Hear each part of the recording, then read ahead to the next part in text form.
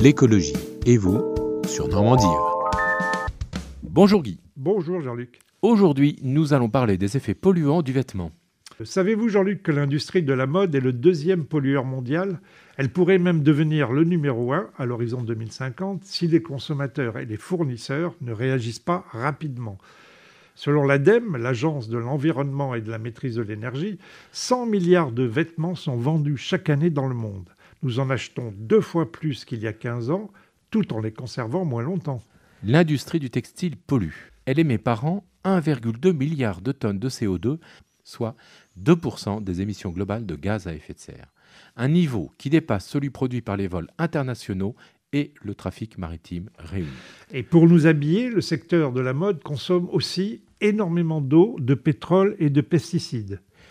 Le textile, donc, consomme beaucoup d'eau.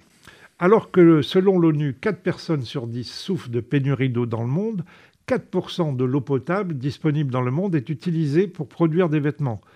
Le textile est le 3e secteur consommateur d'eau après la culture du maïs et du blé. À titre d'exemple, le célèbre jean que tout le monde porte se fabrique avec 7 000 à 10 000 litres d'eau l'unité. Son aspect délavé est aussi obtenu par la technique du sablage. Des ouvriers projettent du sable contenant 80% de silice, ce qui à haute exposition peut provoquer chez eux des maladies pulmonaires incurables comme la silicose. La mode consomme aussi de grandes quantités de pétrole pour produire près de 40 milliards de tonnes de polyester pour les fibres synthétiques.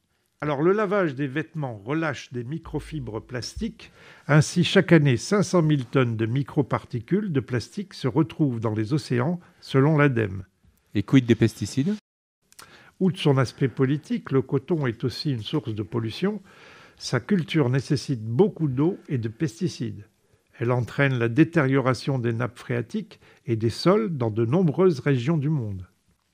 Et on constate aussi que pour teinter les habits, les fabricants utilisent souvent des substances toxiques comme les phtalates. Au total, 20% de la pollution des eaux dans le monde serait imputable à la teinture des textiles. Alors face à ce désastre écologique, des stratégies se mettent en place. Plusieurs ONG ainsi que des groupements de médias comme Le Parisien ou France Culture fournissent des conseils pour mieux acheter.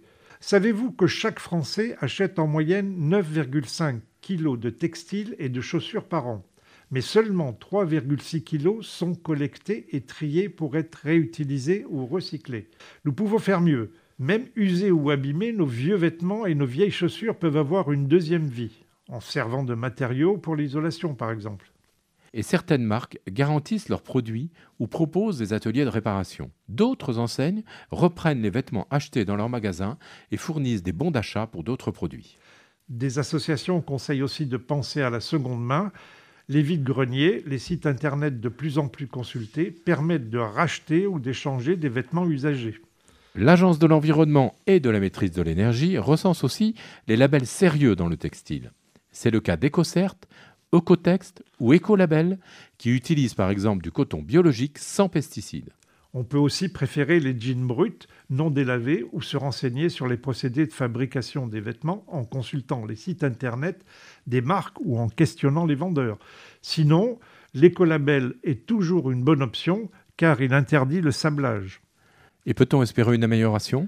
Les évolutions du marché de la fourrure permettent d'espérer un changement de comportement des fabricants et des consommateurs. Chaque année, 140 millions d'animaux sont sacrifiés dans des conditions atroces pour leur fourrure. Sous la pression d'associations comme PETA et la Fondation Brigitte Bardot, certains pays, encore peu nombreux, abandonnent l'élevage et les grandes marques occidentales commencent à retirer la fourrure dans leur collection.